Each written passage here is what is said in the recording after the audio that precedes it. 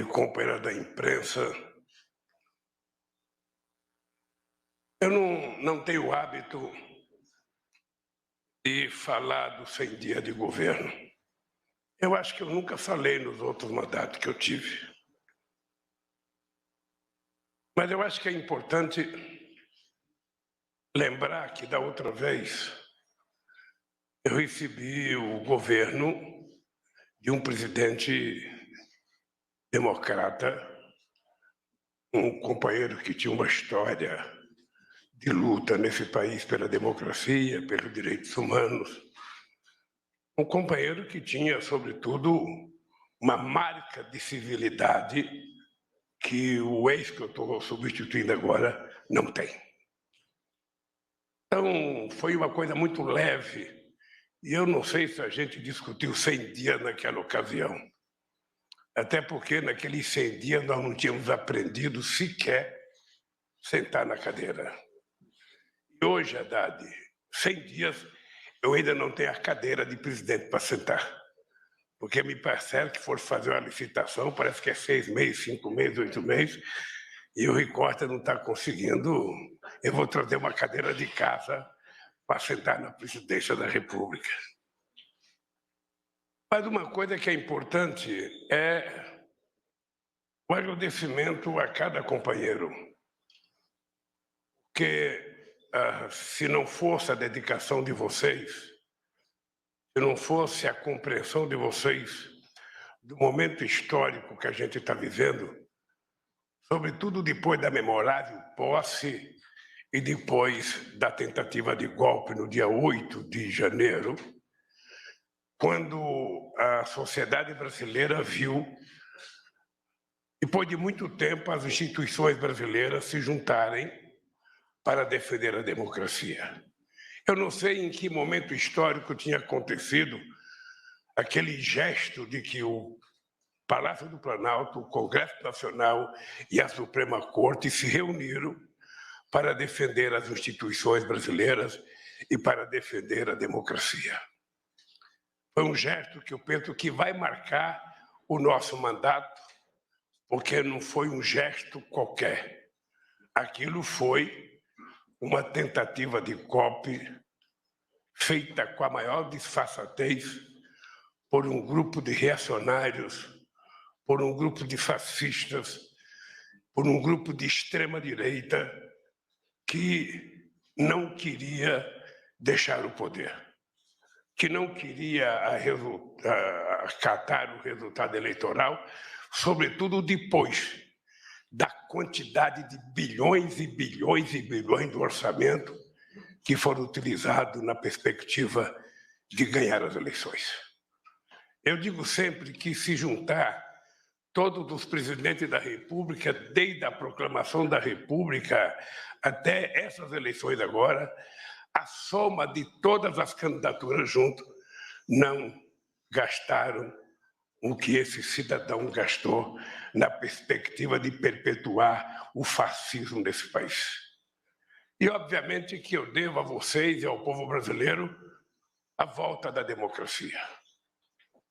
Todo mundo que já tinha lutado contra o regime militar, todo mundo que já tinha brigado pelas diretas já, sabe o quanto foi difícil, o quanto foi sofrível a gente ganhar as diretas, que não veio como direta, veio pelo colégio eleitoral, mas elegendo um homem como o Tancredo Neves, que era uma figura pessoalmente extraordinária, assimilável e um democrata. E agora nós sabemos o que foi o período de 2018 a 2022, nós sabemos o que esse país passou, nós sabemos as ofensas que a democracia sofreu, nós sabemos as ofensas que as mulheres sofreram, que os negros sofreram, que os democratas sofreram, que a Suprema Corte sofreu, que o Poder Judiciário sofreu. Nós sabemos as ofensas que os governadores sofreram. Acho que nunca antes na história do Brasil um presidente da República tinha tratado os entes federados com tanto de respeito como foram tratados governadores e como foram tratados prefeitos nesse país e como foram tratados deputados. Mesmo com o orçamento secreto. Então, nós estamos criando uma fase nova na história do país. Eu sei que muitas vezes a imprensa exigente, como sempre, nos cobra, e eu acho que nós, dessa vez, mais maduros que somos, mais experientes, sobretudo pela quantidade de ex-governadores, ex-prefeitos, ex-secretários que estão fazendo parte do governo, a gente tem muito mais capacidade do que as pessoas que vêm pela primeira vez, que têm que aprender como é que funciona a máquina pública nesse país. E eu queria dizer para vocês que o meu otimismo não é exagerado. Eu, se não acredito numa coisa, eu não faço. Eu digo sempre, companheiros e companheiras, que a gente tem que levantar todo santo dia, mesmo quando a gente estiver mal-humorado, e eu muitas vezes acordo mal-humorado, nós precisamos ter consciência de que a gente, quando assume a responsabilidade de governar um país, uma cidade, ou até de ser síndico de um prédio, a gente, quando assume a responsabilidade, a gente não pode acordar pessimista nunca. A gente não pode acordar pensando nas dificuldades, pensando nas impossibilidades. Nós temos que acordar todo santo dia com a consciência e com a certeza que é a nossa posição positiva, a nossa posição de confiança que vai fazer a sociedade brasileira ter confiança. Ninguém acredita num governo que levanta todo dia, o PIB não vai crescer, porque a economia não está muito boa, porque o FMI disse tal coisa, porque o Banco Mundial disse tal coisa, porque o mercado financeiro disse tal coisa. Olha, se a gente for governar pensando nisso, é melhor desistir. É importante que essa gente fale para a gente fazer diferente do que eles querem que a gente faça. Eu conto uma história do Celso Furtado, eu não o conhecia, e o Celso Furtado uma vez me convidou para um jantar. E eu fui no jantar eu era um recém-metalúrgico engajado na política, e eu fui num jantar com o Celso Furtado, aquele homem famoso, aquela pessoa importante, e ele me parece que estava no Ministério da Cultura do Sarney. E ele perguntou muito sobre o PT, sobre a minha atividade política, e ele queria saber quantas organizações de esquerda tinha no PT. E eu, então, comecei a me queixar e dizer para ele, olha, tem muita tendência. A gente passa mais tempo discutindo internamente do que discutindo externamente, ou seja, a gente gasta muito esforço internamente e, às vezes, não é legal. E ele me disse uma coisa que vale para a política. Ele me disse, Lula, não se preocupe com a esquerda, com a extrema esquerda, com os radicais do seu partido. Eles prestam um serviço extraordinário ao teu partido. Primeiro porque tudo que eles falam, certamente você não vai fazer. Mas eles dizendo o que eles dizem, eles não te permitem ir para a direita. Então, eles estão prestando um serviço, eles estão te mantendo no caminho do meio e não estão deixando você ir para a direita. Então, o teu partido vai ser grande por isso. Nem você vai para a extrema esquerda, porque você não concorda, e nem você vai para a direita, porque eles não deixam você ir. Então, agradeça a eles, sabe, o discurso deles. E eu quero dizer para vocês, agradeçam as pessoas que acham que o Brasil não vai bem. Agradeço as pessoas que fazem crítica a gente, porque eles estão dizendo exatamente aquilo que a gente não deve fazer.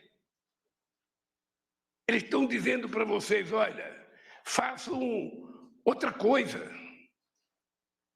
E eu falo, sobretudo, na dificuldade que nós estamos enfrentando. Sabe, eu sempre vejo os governantes dizer, porque não é possível fazer tal coisa porque não tem recurso, não é possível fazer tal coisa porque não tem recurso. Eu vou dar um exemplo para vocês de um material que a minha companheira, acho que foi a Sandra Brandão, me mandou hoje de manhã. É uma pequena coisa, mas serve de amostra para a gente acreditar naquilo que a gente está fazendo. Investimentos em rodovias. Eu vou pegar os 3 meses, até março. Eu estou pegando aqui todos os valores empenhados até março. Nós, em 2023, já empenhamos 3 bilhões e 300 milhões de reais. No ano passado, foram empenhados apenas, até março, 892 milhões de reais. Investimento em recursos hídricos. Nós, até março, investimos 323 milhões de reais. O ano passado, até março, só 82 milhões de reais. Investimento em ciência e tecnologia. Não estou nem falando das bolsas. Nós investimos até março 535 milhões de reais. Eles investiram 128 milhões de reais. Infraestrutura de saúde, nós investimos até março 145 milhões de reais. Eles investiram até março do ano passado só 56 milhões de reais. Hidrovias, nós investimos 328 milhões de reais até março. Eles investiram apenas 34 milhões de reais. Habitação, nós investimos até março 203 milhões de reais. Eles, o ano passado, não investiram nada. É apenas uma pequena demonstração de como nós vamos fazer a diferença nesse país. E nós vamos fazer a diferença superando as dificuldades que se apresentarem para nós. Eu poderia pegar o meu ministro da Agricultura como o rei do otimismo aqui no nosso governo. Pense num cidadão otimista. Pense num companheiro que, perto de mim, ele vai bater de 10-0. Ele foi para a China agora, ele acha que vai triplicar a produção agrícola para vender para a China. Cada lugar que ele passa, se abre a nova contratação de um frigorífico brasileiro. Ele nem sabe se a gente tem tudo para exportar que as pessoas querem comprar. Eu, sinceramente, eu já tive muitos ministros da Agricultura. Mas, meu caro, mais otimista que você, até o Haddad está otimista com você. Eu sei que você foi falar com o dinheiro com o Haddad e ele falou, nossa, que boa proposta. Mas é assim que a gente tem que ser. É assim que a gente tem que ser. Eu, antes de começar a ler o que eu tenho aqui, eu queria dizer para o Lupe o seguinte, eu vejo notícia na imprensa das filas da Previdência Social. Eu não sei o que está acontecendo na Previdência, mas eu queria te dizer que um dia nós acabamos com a fila da Previdência Social. Um dia, o trabalhador brasileiro não precisava apresentar documento para requerer aposentadoria. Era a Previdência que mandava um documento para a pessoa dizendo, fulano de tal, você já completou seu tempo de aposentadoria, seu salário é tanto, está à sua disposição, pode vir receber. Nós já tivemos um dia, Lupe, que a mulher que ia dar um parto recebia o auxílio maternidade quase concomitantemente com o nascimento da criança. Nós já vivemos nesse país um dia em que uma perícia médica demorava 9 meses para ter marcado. E nós reduzimos para a mais demorada ser em 5 dias. Significa que nós já fomos capazes de fazer isso e significa que nós vamos voltar a fazer isso. As pessoas se preparem, porque nós vamos voltar a tratar o povo com muito respeito. E assim vale para todas as áreas. Vale para todas as áreas. Nós ainda temos muita gente que não gosta de democracia impregnada aqui. Aliás, Nisa, eu depois quero conversar com você, porque eu vou tomar uma decisão, que nesse palácio não trabalhará ninguém que não tenha cartão de vacina nesse país. Ninguém. Aqui vai entrar, as pessoas terão que ter cartão de vacina.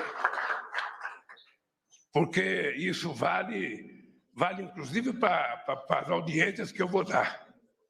É exigir cartão de vacina para as pessoas aprenderem a, se não se respeitar, respeitar os outros. Porque a pessoa pode até querer ter o direito de ficar doente, mas ele não tem o direito de transmitir a sua doença para outra pessoa. E é por isso que a gente tem que ser duro. Eu vou tomar essa decisão de exigir, falando na frente da minha ministra da Saúde, que aqui nesse palácio só vai trabalhar e só vai entrar quem tiver cartão de vacina. Eu vou para a China segunda-feira. Eu, quando terminar essa reunião aqui, eu vou ter que fazer exame de Covid. Faço aqui. Quando eu chegar lá, vou ter que fazer outra vez. Quando for encontrar com o Xi Jinping, tem que fazer outra vez. Olha, eles estão corretos. Eles estão corretos, eles têm 1 bilhão e 400 milhões de chininhas. Eles têm que cuidar, sabe, desse, como nós temos que cuidar dos nossos. Então, companheiros, depois desse preâmbulo, eu vou entrar na área do sofrimento, que é ler uma coisa que eu escrevi para vocês aqui. Primeiro, eu quero começar citando a frase que é o mote disso aqui, uma frase pequena, mas que, segundo os meus comunicólogos, significa a enormidade do desafio que cumprimos nesses primeiros 100 dias de governo. O Brasil voltou. O Brasil voltou. Antes de tudo, o Brasil voltou a ter governo. Um governo que se espelha no povo brasileiro e acorda cedo para trabalhar. O Brasil voltou para trabalhar naquilo que deveria ser a razão de ser de todos os governos: cuidar das pessoas. O Brasil voltou para cuidar, sobretudo, dos brasileiros e brasileiras que mais precisam e que, nesses últimos anos, foram as principais vítimas da ausência de governo nesse país. O Brasil voltou para conciliar novamente crescimento econômico com inclusão social, para reconstruir o que foi destruído e seguir adiante. O Brasil voltou para ser outra vez um país sem fome. Ao mesmo tempo que prepara terreno para as obras de infraestrutura que foram abandonadas ou ignoradas pelo governo anterior, o Brasil voltou a cuidar da saúde, da educação, da ciência e tecnologia, da cultura, habitação e da segurança pública. O Brasil voltou com ações e programas que ajudaram a resgatar a dignidade, a cidadania e a qualidade de vida do povo brasileiro. O Bolsa Família, o Programa de Aquisição de Alimentos, o Programa Nacional de Alimentação Escolar, o Minha Casa Minha Vida, o Mais Médicos, o Programa Nacional de Segurança Pública com Cidadania e tantos outros são muito importantes para o futuro desse país. O Brasil voltou a cuidar do que era urgente e inadiável, cuidar do seu povo. Senhoras e senhores convidados, companheiros e companheiras ministros, o Brasil voltou a olhar para o futuro. Olhar para o futuro significa investir em rodovias, ferrovias, portos, aeroportos, geração e transmissão de energia, conectividade, expansão do pré-sal, energia solar, eólica, entre outras iniciativas que irão colocar outra vez o Brasil no rumo do desenvolvimento. Mas significa, antes de tudo, olhar para as pessoas. Não se constrói um país verdadeiramente desenvolvido sob as ruínas da fome, dos ataques à democracia, do desrespeito aos direitos humanos e da desigualdade de renda, raça e gênero. Não se chega a lugar nenhum, deixando para trás a metade mais sofrida da nossa população. Ontem, eu fui ao Maranhão por conta das enchentes. Não foi possível visitar mais cidade porque o avião presidencial é muito pesado, pesa 10 toneladas, e ele não pode pousar em terreno, mesmo em campo, por conta, se tiver encharcado, ele é capaz de afundar a roda e não sair. Mas nós fomos visitar um acampamento e tivemos a oportunidade de ver o sofrimento do povo pobre desse país. Ou seja, e quando eu vou visitar essas pessoas, eu volto para cá convencido que nós temos que fazer uma viagem.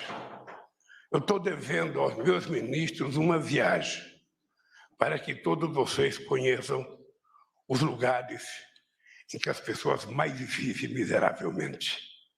Porque tem pessoas que não precisam tanto do governo, setores médios da sociedade. É só a gente fazer a nossa reforma tributária justa para a classe média, que eles precisam um pouco da gente. Os mais ricos não precisam. Os muito ricos, às vezes, precisam, porque sonegam, ou às vezes não pagam o imposto necessário, ou às vezes querem muito dinheiro emprestado. Mas nós temos que olhar decisivamente aqui quem foi prefeito, quem foi governador, sabe que não tem outro jeito da gente ser humano se a gente não governar para as pessoas mais humildes, para as pessoas mais sofridas, para as pessoas que verdadeiramente precisam do Estado. Tem gente que tem água, tem esgoto, tem luz, tem tudo, tem internet, banda larga, tem tudo. E tem outras pessoas que não têm nada. É para essas pessoas que não têm nada que a gente precisa levar um pouco. E todo mundo aqui sabe que o pouco que a gente leva para essas pessoas pobres deixa eles agradecidos por resto da vida. E é para essa gente que vocês estão aqui. É para essa gente que eu convidei vocês para ser ministro.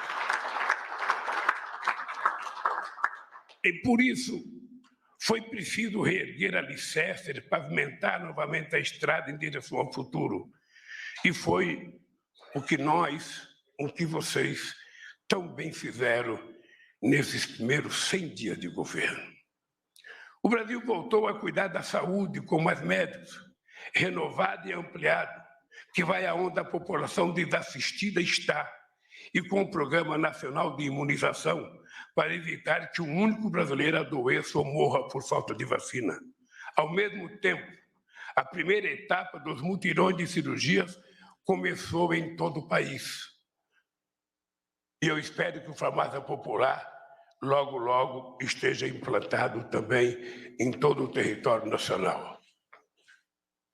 O Brasil voltou com ações efetivas de combate à violência contra as mulheres e avançou no combate à desigualdade de gênero no mundo do trabalho, enviando ao Congresso Nacional a Lei de Igualdade Salarial entre mulheres e homens.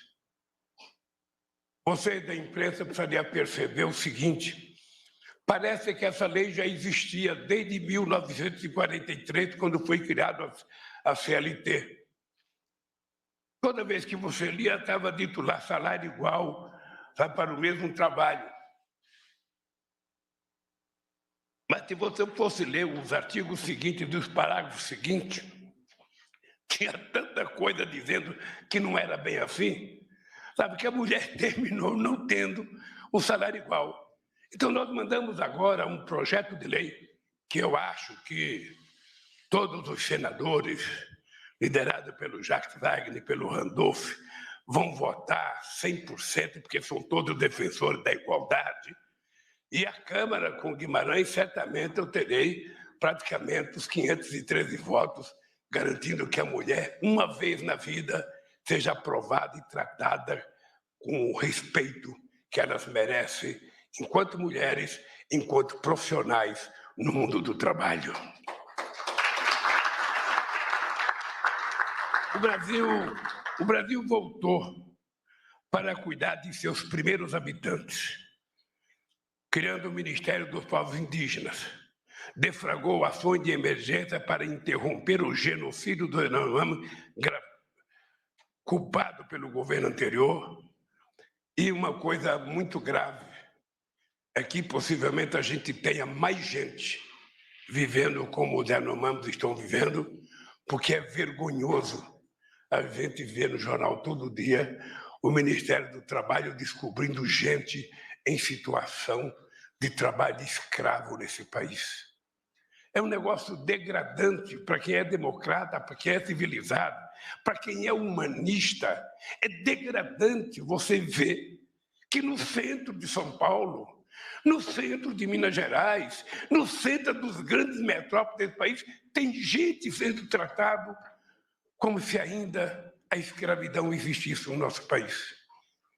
E uma coisa tem que ser dita, nós não temos que ser respeitosos com essa gente. A lei tem que ser dura. A lei tem que ser dura porque não é possível no século XXI, no primeiro quarto desse século, a gente saber que esse país ainda tem trabalho de escravo, mesmo ele ter sido abolido em 13 de maio de 1888. É preciso, companheiros ministros, que nas áreas que vocês trabalham sejam duros, para que a gente não permita que isso aconteça. O Brasil voltou para fazer reparação histórica ao povo negro deste país, com o Ministério da Igualdade Racial, a titulação de terras quilombolas e a cota para negros nas escolas e nos cargos de chefia no serviço público. O Brasil voltou a cuidar de seus biomas, sobretudo da maior floresta tropical do planeta, com o restabelecimento do Fundo da Amazônia e a criação e instalação da Comissão de Prevenção e Controle do Desmatamento. O Brasil voltou a ter uma política externa ativa e altiva, como diria o meu companheiro Celso Amorim, retomando as boas relações com todos os países do mundo. O Brasil voltou a dialogar com prefeitos, governadores, deputados e senadores. O Brasil voltou a conversar, sobretudo, com a sociedade civil, por meio da recriação do Conselho Nacional de Segurança Alimentar e o Conselho de Desenvolvimento Econômico, Social e Sustentável, que vai fazer sua primeira reunião logo depois que eu retornar da China. E muitas outras participações. O companheiro Márcio, na Secretaria-Geral, deve ter pelo menos umas 30 entidades da sociedade civil participando da maior conjunto de participação de forças democráticas da sociedade popular, participando ativamente do governo, ajudando a pensar, a elaborar e ajudar a executar políticas públicas nesse país. O Brasil voltou a cultivar a harmonia e o convívio republicano entre os três poderes, cujo maior exemplo foi a pronta reação à tentativa do golpe de 8 de janeiro. No dia seguinte à barbárie, os três poderes marcharam juntos, do Palácio do Planalto ao Supremo Tribunal Federal, passando pelo Congresso Nacional, para dizer alto e bom som, não ao fascismo, e sim à democracia.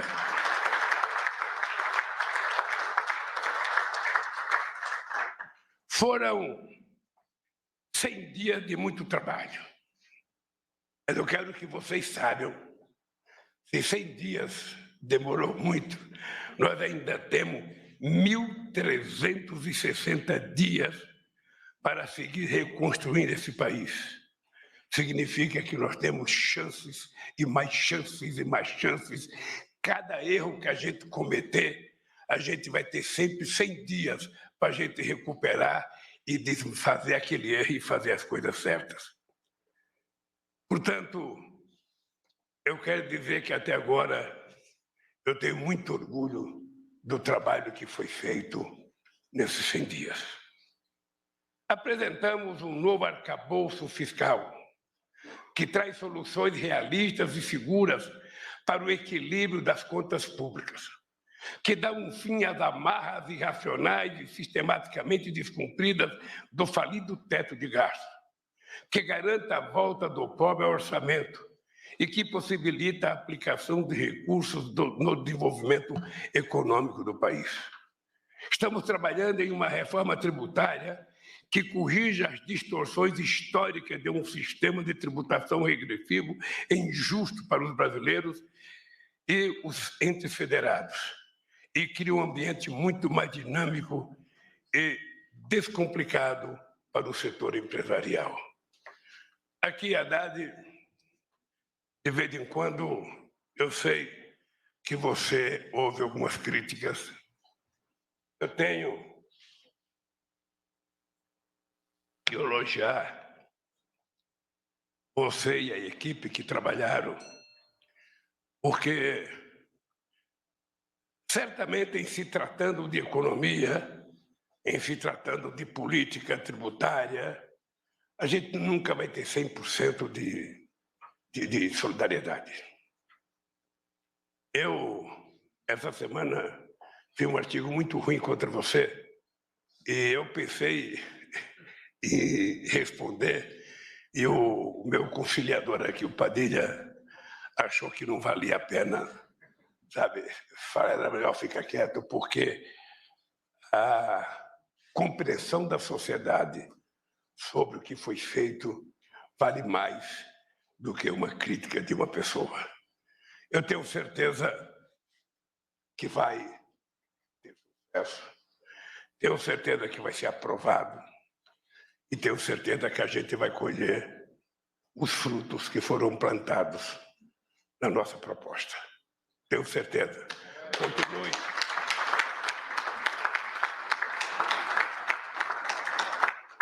Embora eu continue achando que 13,75 é muito alta a taxa de juros, continuo achando que estão brincando com o país, brincando sobretudo com o povo pobre e sobretudo com os empresários que querem investir. Só não vê quem não quer. Retomamos a capacidade de planejamento de longo prazo. E esse planejamento será traduzido em um grande programa que traz de volta o papel do setor público como indutor dos investimentos estratégicos em infraestrutura. Com muito diálogo federativo, vamos retomar as obras paradas e acelerar a questão em ritmo lento, além de selecionar novos investimentos estratégicos para todo o país. Já recebemos dos governos de cada estado uma lista de obras prioritárias e os ministérios estão identificando outros investimentos estruturantes. Até o início de maio, anunciaremos a lista definitiva de empreendimento dos mecanismos que farão com que eles saiam rapidamente do papel e gere os milhões de empregos que todos nós sonhamos que vai acontecer nesse país. Vamos aproveitar a experiência que já tivemos no PAC e os programas de concessão para aprimorar esses mecanismos, tornando-os ainda mais eficientes. Articularemos ainda com mais eficiência os investimentos públicos e privados e o financiamento dos bancos oficiais em uma mesma direção, a do desenvolvimento, com inclusão social e sensibilidade ambiental.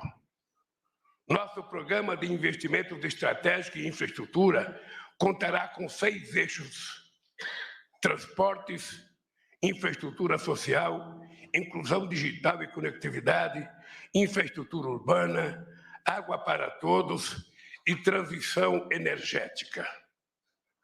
A transição energética será acelerada. Vamos lançar editais para a contratação de energia solar e eólica, que somados representarão capacidade de geração equivalente à de nossas maiores usinas hidrelétricas. E os leilões para novas linhas de transmissão irão tornar ainda mais rápida muito mais rápida e atrativa a implantação desses parques de energia limpa. E não perderemos a oportunidade de nos tornarmos uma potência global do hidrogênio verde.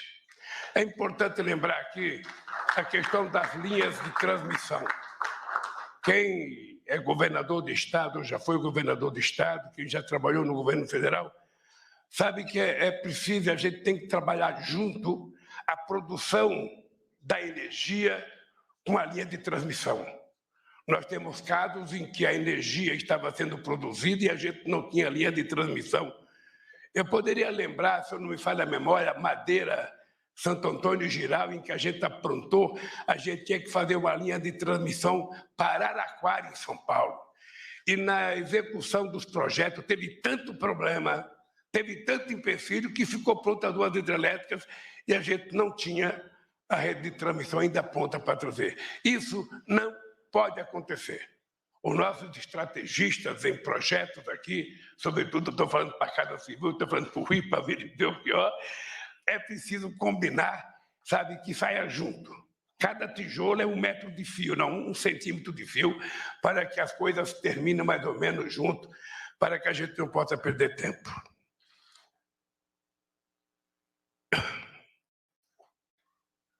Não, a Petrobras financiará, presta atenção, ministro de Minas e Energia, o que eu vou falar agora. A Petrobras financiará a pesquisa para novos combustíveis renováveis. Ao mesmo tempo, retomará o papel protagonista nos investimentos, ampliando a frota de navio da Transpetro e gerando emprego em nossos estaleiros.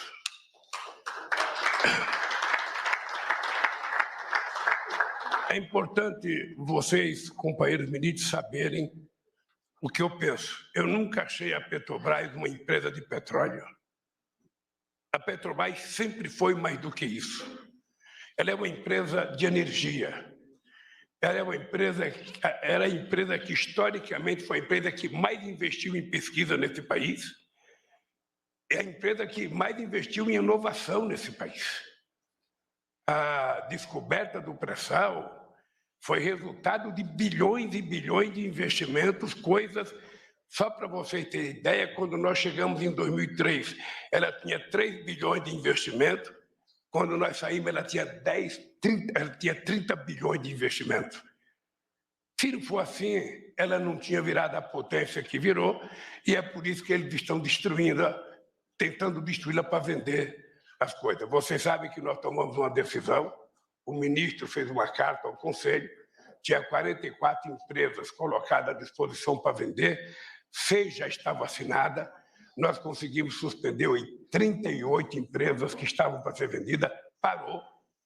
Inclusive, os trabalhadores do Correio ficaram muito satisfeitos do Correio não ser mais privatizado.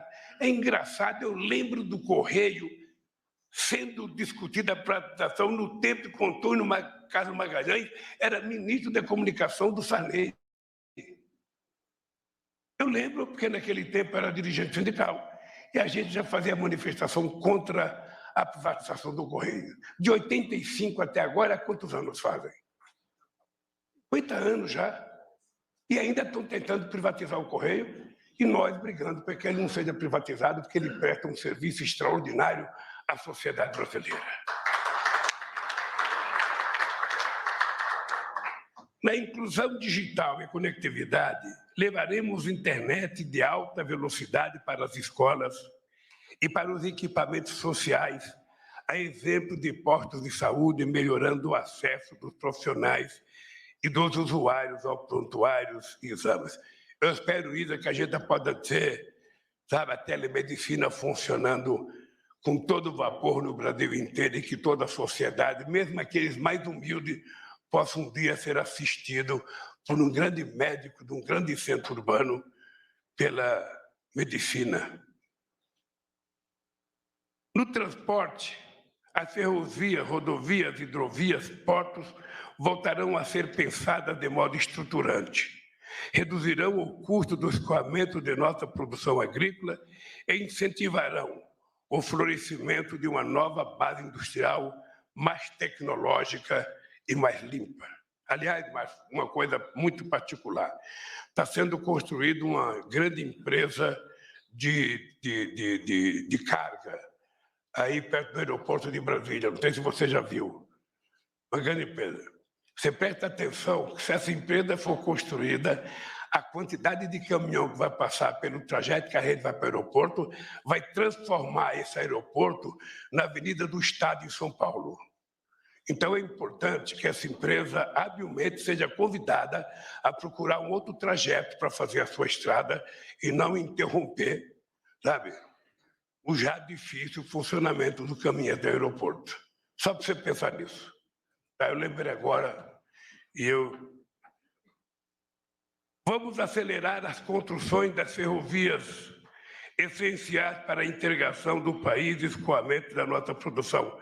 Aqui no meu discurso estavam as rodovias que a gente vai fazer, eu resolvi tirar por divergência sobre algumas ferrovias que eu acho que tem problema e que nós precisamos primeiro consertar, como diria o Tarso Genro, fazer uma concertação com os investidores para a gente poder colocar no papel.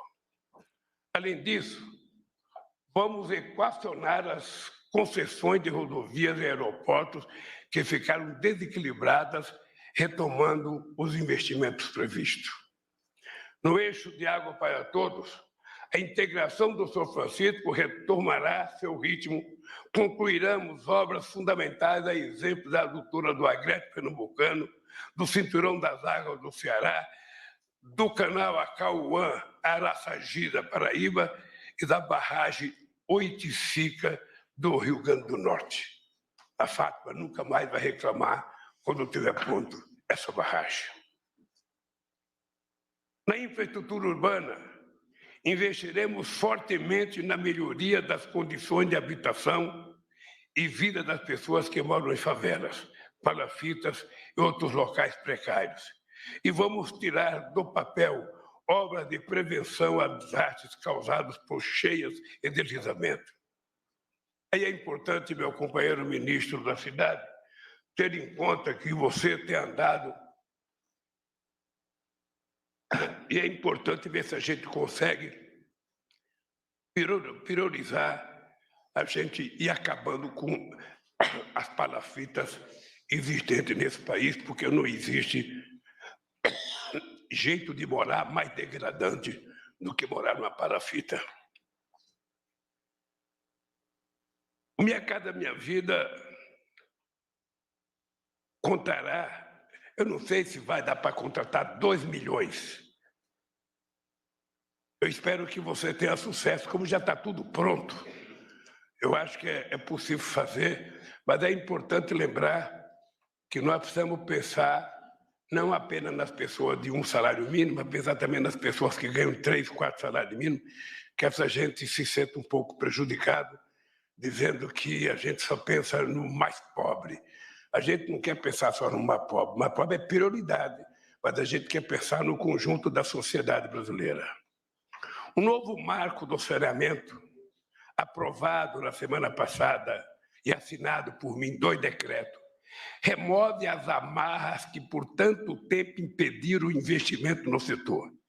Em 10 anos, vamos praticamente universalizar o fornecimento de água tratada e a coleta e tratamento de esgoto com investimentos públicos e privados. A qualidade de vida das cidades não se faz apenas de casas, saneamento e transporte.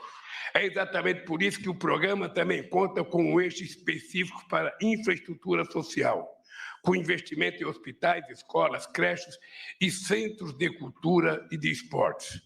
Para além do programa de investimentos estratégicos em infraestrutura, lançaremos em maio o Plano Safra do agronegócio.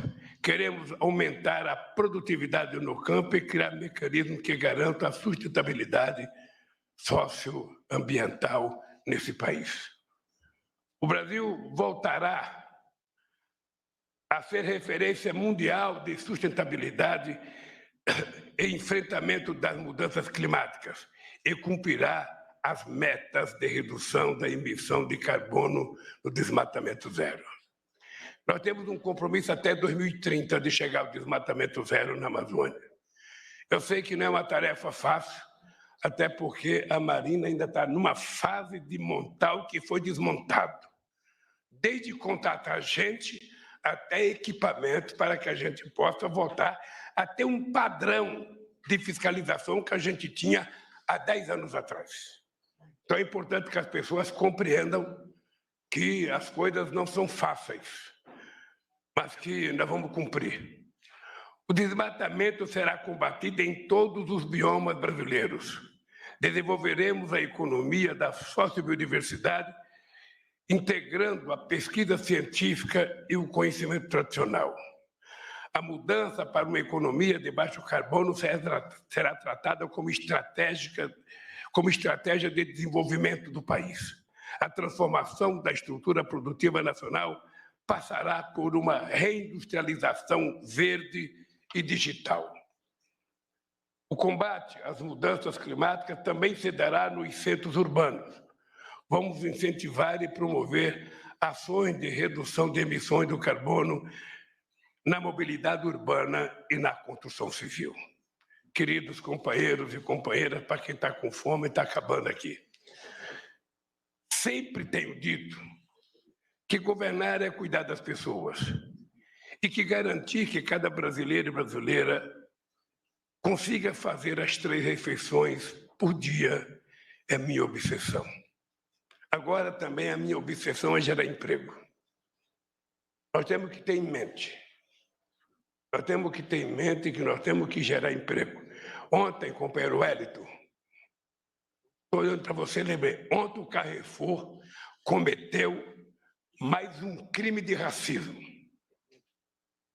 Mais um crime. Um fiscal do Carrefour acompanhou uma moça negra que ia fazer compra, achando que ela ia roubar. Ela teve que ficar só de calcinha e sutiã para provar que ela não ia roubar. É a segunda vez que o Carrefour faz esse tipo de coisa. Então, a gente tem que dizer para a direção do Carrefour, se eles quiserem fazer isso no seu país de origem, que faça. Mas nesse país aqui, a gente não vai admitir o racismo, sabe, que essa gente tenta impor ao Brasil.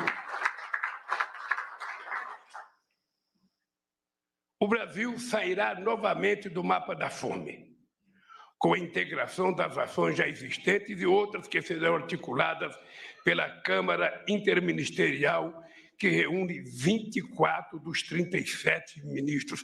É você que reúne esses 24 ministros? Vai ter trabalho, viu, Rui? A população mais pobre e a classe média precisam ser livres das amarras da dívida. Nós, companheira Haddad, companheiros ministros, nós, durante a campanha, prometemos fazer um programa chamado Desenrola. E eu lembro que eu dizia na campanha que se a gente não fizer, dá a impressão que a gente está enrolando o povo. Como o programa chama Desenrola, Haddad, eu queria que você, a sua equipe, fizesse uma conversa na Casa Civil, preparasse esse programa para a gente lançar. Por mais dificuldade que a gente possa ter, tem que ter um começo. E nós precisamos lançar esse programa para ver se a gente termina com uma dívida que envolve quase 60 milhões de pessoas que estão se endividando no cartão de crédito para comprar o que comer. Não tem sentido. Então, vamos desenrolar. Pelo amor de Deus, vamos desenrolar aí.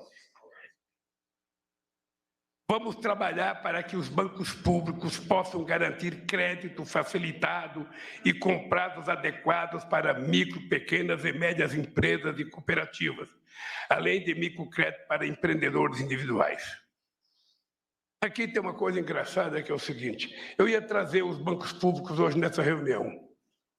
Eu pensei em convidar o BNDES, o BASA, o BNB, o Banco do Brasil, a Caixa Econômica, porque nós precisamos criar na sociedade brasileira a ideia de que esses bancos são públicos e que esses bancos têm uma finalidade diferente dos bancos privados. A gente não quer que esses bancos percam dinheiro. A gente não quer que esses bancos sejam deficitários. Mas esses bancos não podem emprestar dinheiro às mesmas custas dos bancos particulares. Nós já tivemos boas experiências, extraordinárias experiências com esses bancos. O BNDES já teve muito mais dinheiro do que tem agora, porque todo o dinheiro que o BNDES tinha foi devolvido para o Tesouro. Não sei se o Banco do Brasil devolve para o Tesouro, se a Caixa Econômica devolve. Tesouro mão de vaca, pô, só quer receber dinheiro, devolve. O que eu quero é o seguinte, o que eu quero é que os bancos entendam o seguinte, ó, dinheiro bom não é dinheiro guardado em cofre. Dinheiro bom é dinheiro gerando obra, gerando desenvolvimento, gerando emprego. É isso que é um dinheiro importante para o país. Obviamente, com a responsabilidade que nós temos que ter, porque também a gente não pode gastar de forma desenfreada e desorientada. E nós também temos expertise nisso. Eu digo todo dia, se tem um governo que tem expertise em responsabilidade, eu tenho muito orgulho, eu perdi muita gente no PT por causa do superávit primário. Alguns foram até para o PSB, outros foram para o PSTU, porque eu fiz superávit primário de 3,45, chegou a 4,25 a fazer superávit primário, o único país do G20 que durante todo o nosso período de governo nós fizemos superávit. Ainda vem alguém falar de responsabilidade fiscal para mim? Não só nós fizemos superávit, como nós reduzimos a dívida pública interna, como nós pagamos o que devia ao FMI, como nós emprestamos dinheiro para o FMI. Esse país só não quebrou até agora por causa do dinheiro que nós fizemos de reserva há 20 anos atrás. Essa é a verdade desse país. Então, quando eu vejo um IUP qualquer vindo de querer me dar lição de responsabilidade, não dê. Não dê porque eu não aceito. A responsabilidade eu tenho de berço. Assim, eu construí minha vida política e assim eu vou governar esse país até o dia 31 de dezembro de 2026. Com muita responsabilidade, com muita seriedade, mas com muito atendimento aos interesses do povo trabalhador desse país, que é para quem eu devo a minha eleição.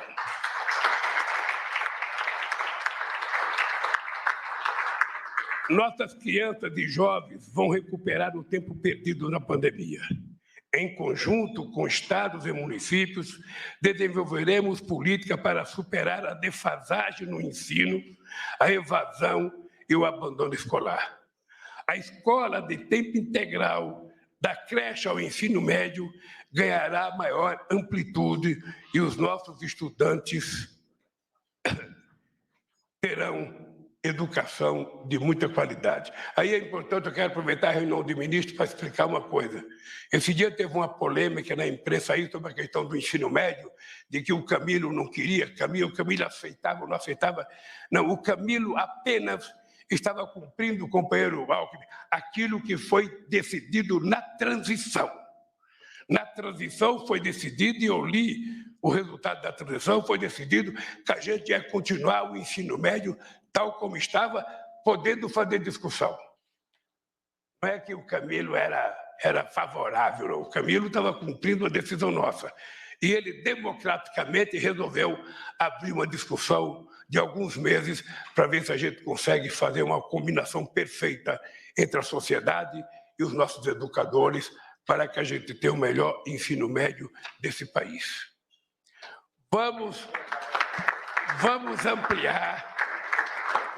Ampliaremos vagas nas universidades, retomaremos o Programa Nacional de Assistência Estudantil, que assegura a permanência de estudantes carentes no ensino superior.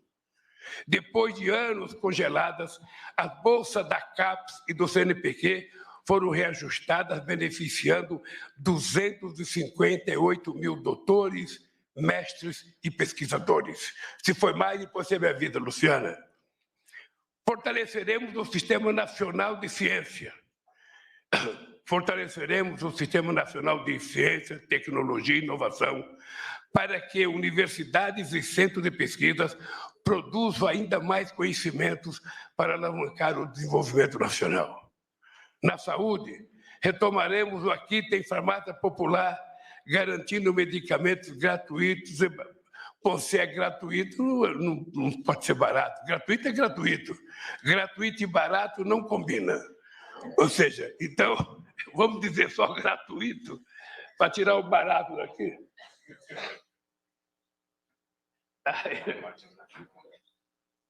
Na saúde, retomaremos o Aqui Tem Farmácia Popular, garantindo medicamentos gratuitos para a população brasileira.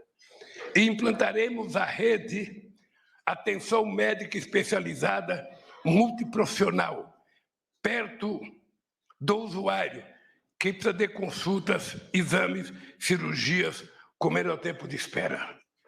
Aqui o Padilha se lembra que em 2012 a gente vinha de um comício em Campinas, ele, ministro da Dilma, a Luísa Mercadante, ministro da Dilma, eu, companheiro da Dilma, paramos num restaurante para almoçar e saiu essa discussão dos mais médicos.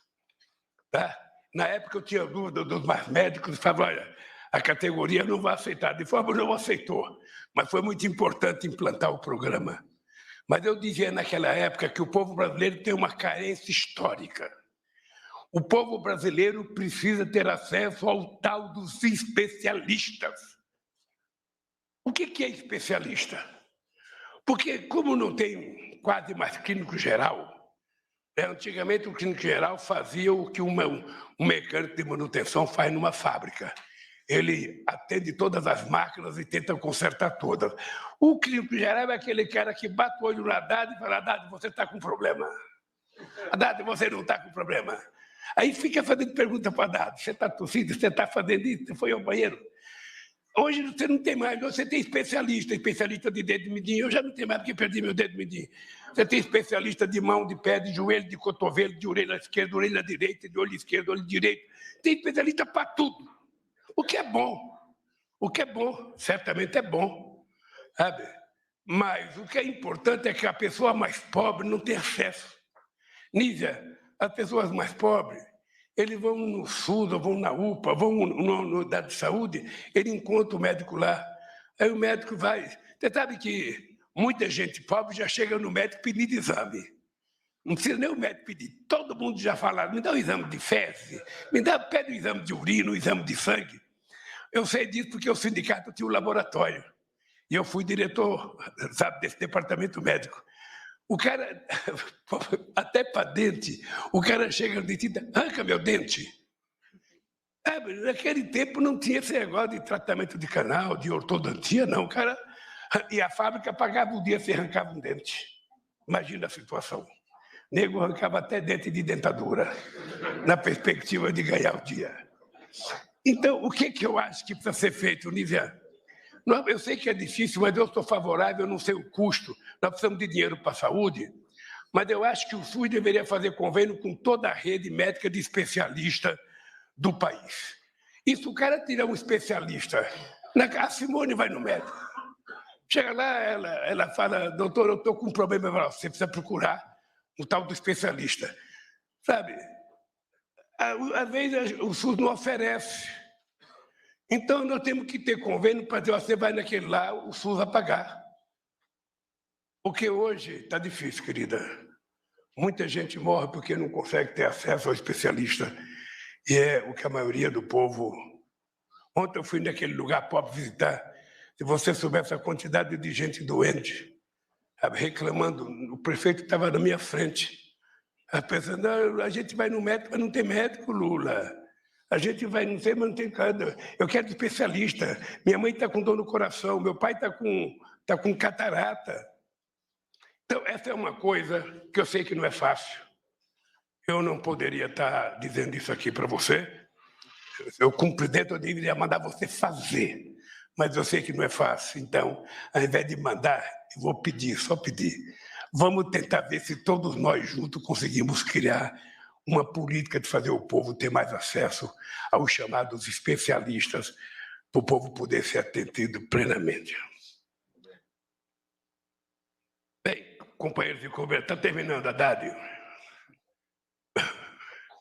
Bom, cuidar das pessoas também é garantir sua segurança, em especial daqueles que mais sofrem com a violência. Uniremos, não é que eu pulei um parágrafo aqui, uniremos os estados e municípios, a sociedade civil, isso é a tua responsabilidade, Dino, organizada em um pacto para enfrentar o massacre dos jovens negros da periferia. As políticas para combater todas as formas de violência contra as mulheres serão ampliadas por meio do programa Mulher Viver Sem Violência e das novas unidades da Casa da Mulher Brasileira. E garantiremos que não haja impunidade aos agressores. Essa é uma coisa, companheira Cida, que, embora você seja ministra das Mulheres, esse problema envolve justiça, envolve polícia, envolve tanta gente, que nós temos que ser muito duro contra a falta de respeito. Eu vi ontem na televisão um surfista, um malandro, sabe, que estava surfando, não sei em que lugar do mundo, sabe? Esse cara, uma mulher estava surfando e a mulher deu uma cruzada nele, ele ficou com raiva e deu um murro na cara dela. E depois que saiu da água, resolveu dar mais murro. Ou seja, se isso acontece nessa classe média, alta, sabe? Porque não é pobre que vai surfar na Austrália. Pobre, no máximo, vai na praia do Guarujá, na Praia Grande, Praia de Bertioga, onde a gente frequenta. Eu dei tanta barrigada na Praia Grande.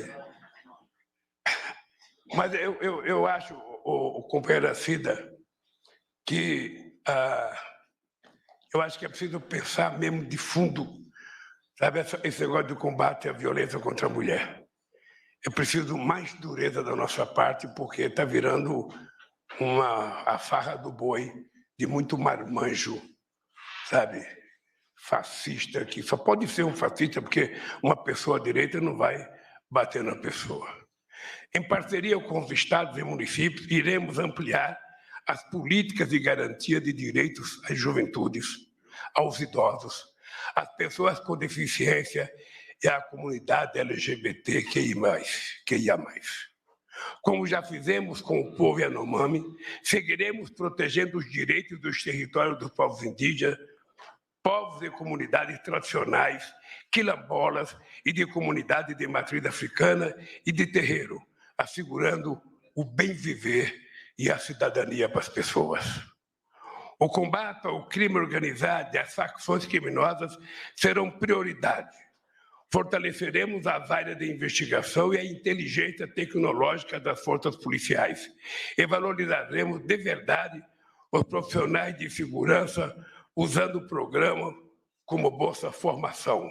Parabéns pelo companheiro Frabdini, que recuperou o PRONAF, que tinha sido trancado, e a gente tem que formar e tem que colocar dinheiro para formar os policiais, porque não é só com arma que se combate o crime. Muitas vezes a inteligência vale mais do que uma arma. Seguiremos combatendo a desinformação nos meios analógicos e digitais, contribuindo de forma firme com o debate sobre a regulamentação das plataformas digitais que está acontecendo no Congresso Nacional.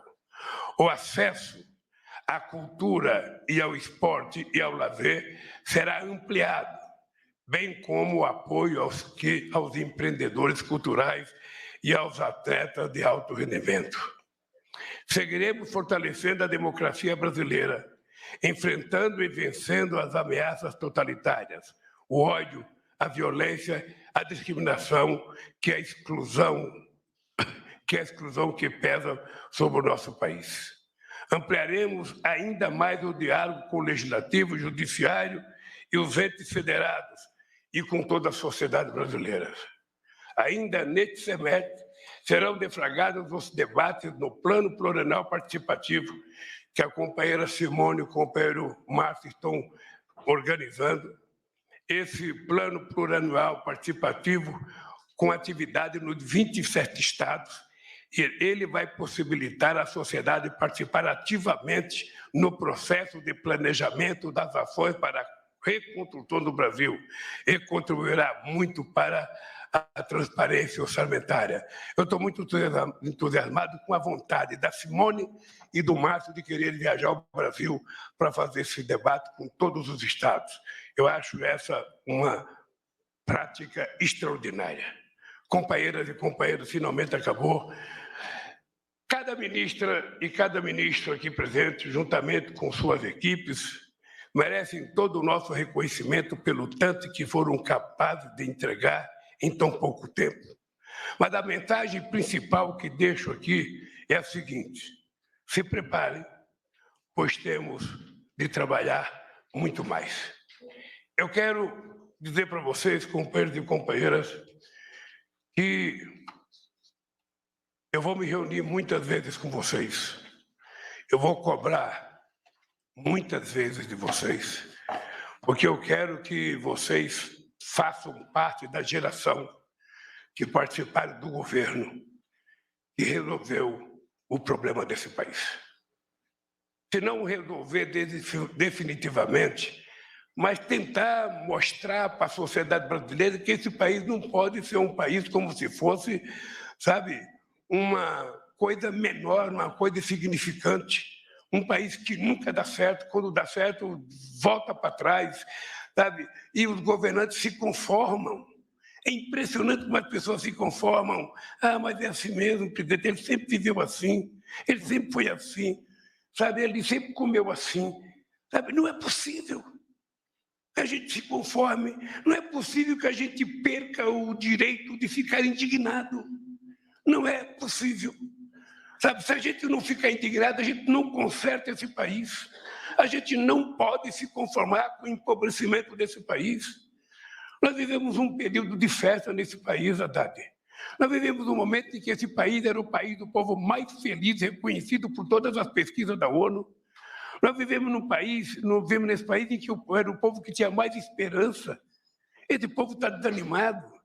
Então, além de governar do ponto de vista de infraestrutura, nós temos que governar do ponto de vista psicológico. Nós precisamos tirar o ódio da cabeça das pessoas. As pessoas precisam voltar a crer que ser bom é melhor do que ser ruim, que não ser violento é muito bom para a relação humana. Nós precisamos voltar a recuperar o humanismo, sabe, que nós vivemos a vida inteira. Ser solidário, ser afável, ser respeitoso, não aceitar ofensas baratas como a gente vê todo santo dia, em todos os lugares. Então, o nosso compromisso não é só fazer estrada, porto, aeroporto, fazer faculdade, fazer escola, não, é isso também. Mas percebe que nós temos uma tarefa a mais, gente. É de trazer o país de volta à civilidade. É de fazer com que as pessoas falem bom dia no elevador para outra pessoa que também está pegando o elevador, porque se o cara aperta o terceiro, o outro aperta o segundo, já são inimigos. Nós temos que ser solidários com o cara que está com o carro na nossa frente. Ele não é nosso inimigo porque está na nossa frente. Ele tem o direito de ter o carro. Então percebe que a nossa tarefa, além de governar, é conversar muito. Você que é bom de conversa, Camilo, esse jeitão cearense seu de conversar, sempre muito calmo, nos ensine e nos ajude. Então, eu vou terminar dizendo o seguinte, companheiros, a frase que traduz tudo que eu falei até agora. O Brasil voltou a ter futuro, e isso é apenas o começo. Parabéns a vocês pelo trabalho feito até agora.